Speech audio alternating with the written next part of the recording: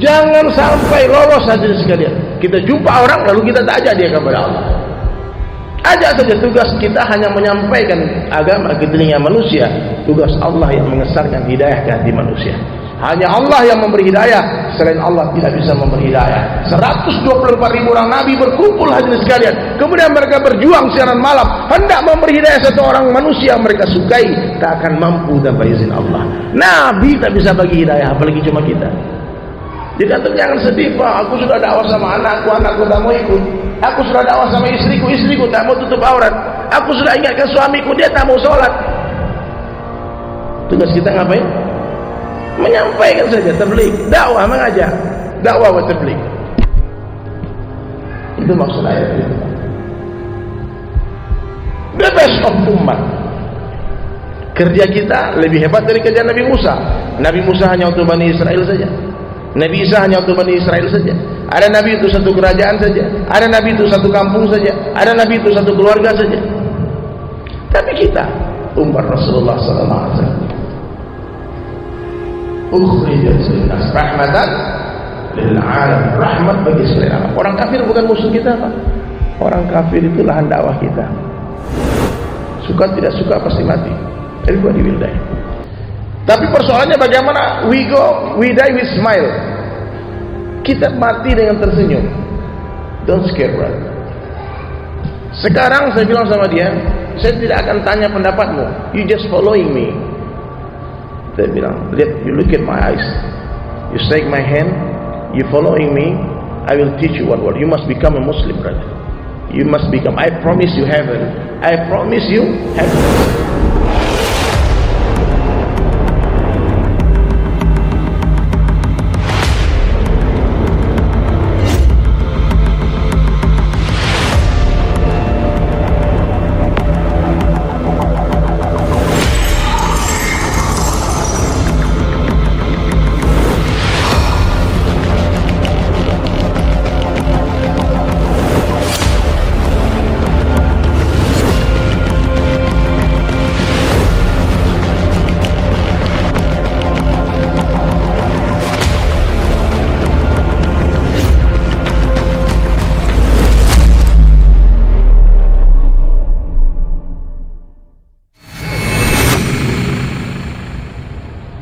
Ibadah banyak. Orang haji di Indonesia nih Pak, daftar sekarang berangkat 10 tahun lagi.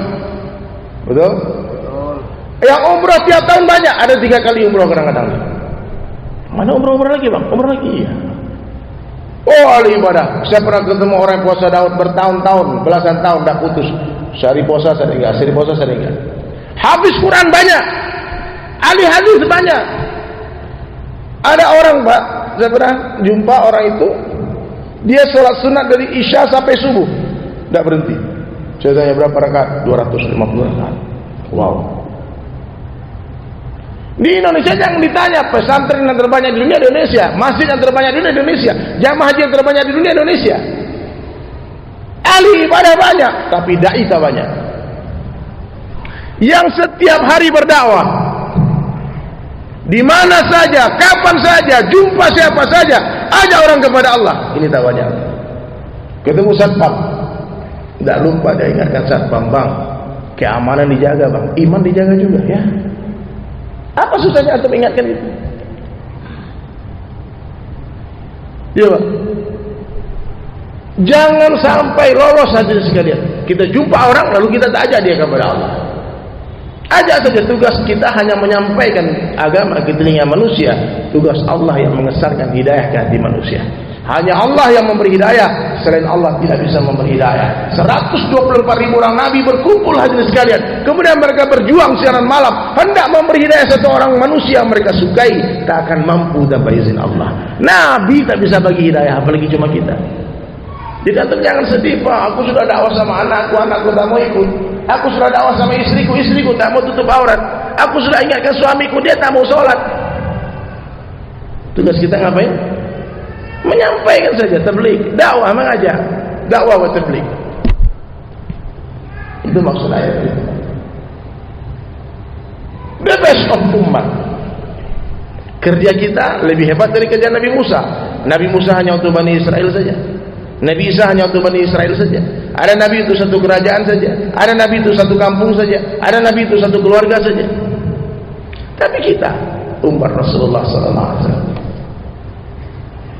ukhrijat linnas rahmatan lil alamin, rahmat bagi seluruh alam. Orang kafir bukan musuh kita, Pak. Orang kafir itu lahan dakwah kita. Antum dengar ada virus di Cina? Berapa banyak orang mati tanpa hidayah? Antum ketawa positif, Pak. Kapok kafir orang mati.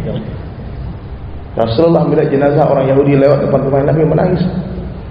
Sahabat, ya Rasulullah, itu kan Yahudi, kenapa kau menangis? Dia meninggal sebelum hidayah datang, sebelum mengenal Allah. Sedih, Pak. Jadi jangan sampai ada kesenangan kita oleh orang kafir mati, Pak. Apa beda kita sama iblis?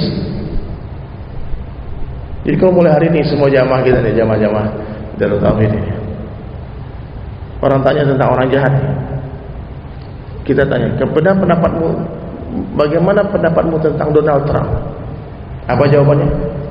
Semoga Allah beri dia hidayah. Kita nggak tahu di akhir ayatnya dia kalau dia dapat hidayah masuk Islam gimana? Saya punya teman Pak di Bali, Pak, orang Jerman.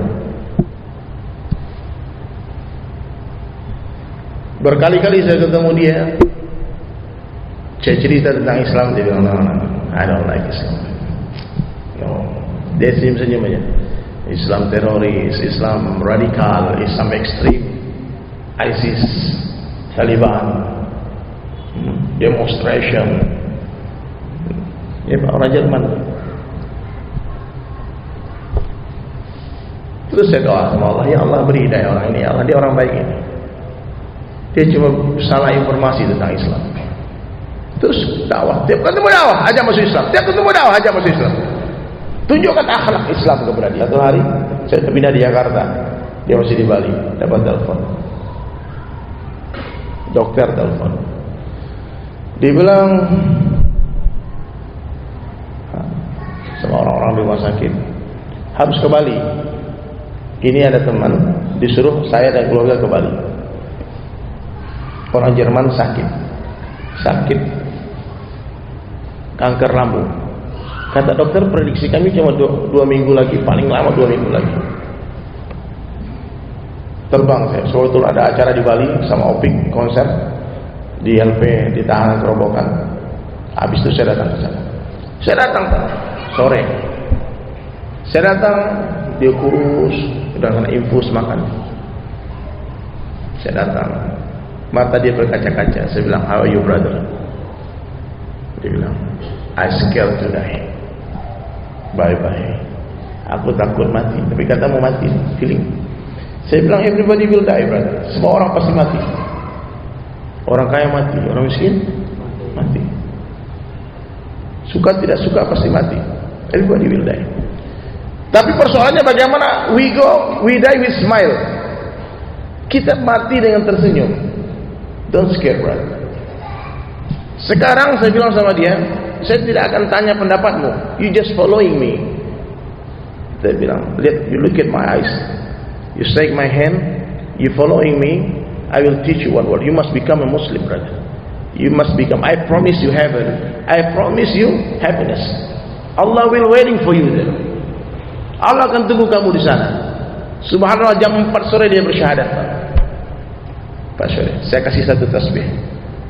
You for remembering Allah, you said la ilaha illallah. Saya ajarkan dia la ilaha illallah, talqinnya la ilaha illallah. Jam 8:30 malam meninggal dengan tasbih di tangannya. Takbir. Makanya antum jangan hina orang maksiat. Sekarang kita belum tahu ending perjalanan hidupnya kayak gimana. Betul nggak? Kita antum rajin pengajian sekarang. Ada jaminan matinya benar? Ada jaminan. Maka selama kita masih hidup di dunia, kita jangan jadi hakim. Kita doakan orang terus harap, ya Allah beri hidayah semua orang, ya Allah beri hidayah tetanggaku, ya Allah beri hidayah anakku, ya Allah beri hidayah istriku, beri hidayah ya Allah, hidayah ya Allah, hidayah ya Allah, hidayah ya Allah, hidayah ya Allah. Ini pikir Nabi. Siap kan? Siap kepahaman ini datang Pak Kiai Ustaz tahun 2000. Akhir pertama saya mulai masuk masjid di Bali. Satu orang menjelaskan perkara yang dari hati, Pak. Sederhana pembicaraannya, tapi memang kalau kalimat itu sederhana dari hati, tembus ke hati. Dia coba bilang, antum da'i, antum ini orang pilihan umat Rasulullah SAW, punya tanggung jawab dakwah ke seluruh dunia, ajak orang kepada Allah. Dakwah ini tidak diperlukan ilmu tinggi-tinggi, tapi diperlukan yufaqihu fiddin, kepahaman, understanding, kepahaman kalau agama yang disampaikan. Ini amanah. Terus bagaimana? Jumpa siapa saja, di mana saja, kapan saja, ajak orang itu kepada Allah. Kalau dia kafir, ajak dia masuk Islam. Kalau dia Islam, ajak membangun masjid. Ajak. Gunakan kemampuan terbaikmu. Semua potensi terbaik yang Allah bagi kepadamu, gunakan. Maniskan lisanmu, lapangkan dadamu, dinginkan kepalamu. Dakwah itu gitu, jangan marah-marah terus. Siapa yang mau masuk Islam kalau kita marah-marah? Kafir kamu, kafir kamu, kafir, bid'ah kamu, sesat kamu, jangan neraka kamu, kurafat kamu, subahat kamu. Siapa yang mau masuk Islam? Ya ada orang Islam kafir gara-gara kita, murtad gara-gara kita. Oh kalau kayak gini akhlak orang Islam, ngapain sih jadi orang Islam? Betul nggak? Jadi kalau kita akhlak, nampakkan akhlak yang indah, senyuman terbaik, tatapan mata yang ikhlas, nggak perlu lama-lama, Pak. Dulu sahabat berjalan saja, dia tak bisa bahasa Indonesia, dia tak bisa bahasa India, dia tak bisa bahasa Cina, dia masuk satu kampung masuk Islam, nggak ngomong.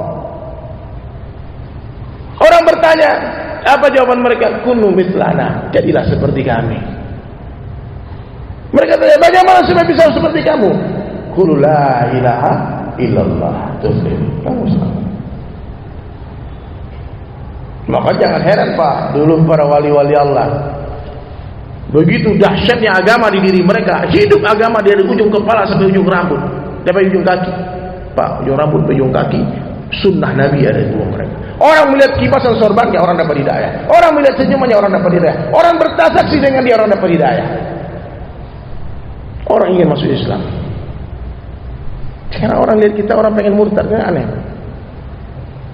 Nah, maka islah diri kita, perbaiki akhlak kita, perbaiki amal kita, iman perbaiki, ibadah diperbaiki, muamalah diperbaiki, muasyarah diperbaiki, akhlak. Saya ajak teman saya orang Bali masuk Islam, beli masuk Islam, nggak mau. Kenapa nggak mau? Nak Islam nggak bayar utang, nak Islam nggak bayar utang katanya. Dia ternyata uang dia dipinjam sama orang Islam nggak dibayar, nggak mau dia masuk Islam gara-gara itu. Muamalah dibenarkan, muasyarah dibenarkan, akhlak diperindah. Jadi Pak, setelah itu kepahaman itu datang. Kalau sejalan Pak, ada orang bule senyum, di Bali kan bule datang Pak, dia senyum, pasti saya samperin dia. Ya, Pak. Samperin, bicara empat mata, nggak lama-lama itu Pak, insya Allah dia bersyahadat. Ya, ayo Pak, angkat kepala Pak, jangan tuduh-tuduh kepala. Ini cerita penting ini. Dakwah itu mudah. Ad-dinu yusrun, ad-dinu yusrun. Agama itu mudah. Abu Bakar hari pertama masuk Islam 9 orang bersyahadat. Ya, kita udah puluhan tahun jadi orang Islam, berapa orang bersyahadat? Sayyidina Umar bin Khattab mengislamkan 2 juta orang dengan tangan beliau. Wali Songo mengislamkan 1 daratan Jawa. Syekh Burhanuddin, saya baca kemarin statusnya Abdul Somad, dia kutip perkataan seorang ulama, kalau bukan asbab dakwah Syekh Burhanuddin, maka kita hari ini makan kelelawar. Itu virus corona, makan kelelawar. Orang kalau nggak ada agama, kelelawar dimakan, kucing dia makan, anjing dia makan, tikus dia makan. Kenapa? Hidup tak ada tentu. Angkat kepala. Jangan tidur nanti ketiduran. Kalau tundukkan kepala ketiduran Bang. Ya. Kita sebentar lagi nih sampai jam 9 aja. Ya. Jadi hadirin dirahmati Allah Ta'ala, satu orang yang dapat hidayah asbab kita, gara-gara kita orang dapat hidayah, itu kata Nabi lebih baik daripada seluruh benda yang disinari matahari. Itu lebih baik daripada dunia beserta isinya. Itu lebih baik daripada unta merah, kendaraan termewah di zaman Nabi, satu lapangan. Satu orang. Untung berapa orang diislamkan? Waduh bang, gimana bang? Tetangga saya 100% Islam bang. Siapa mau diislamkan? Makanya penting kita khuruj fisabilillah. Kita keluar di jalan Allah, pergi ke negara-negara kafir. Kemarin di masjid saya Pak, dari Cibubur, dari masjid saya berangkat satu rombongan dakwah ke Nigeria. Afrika.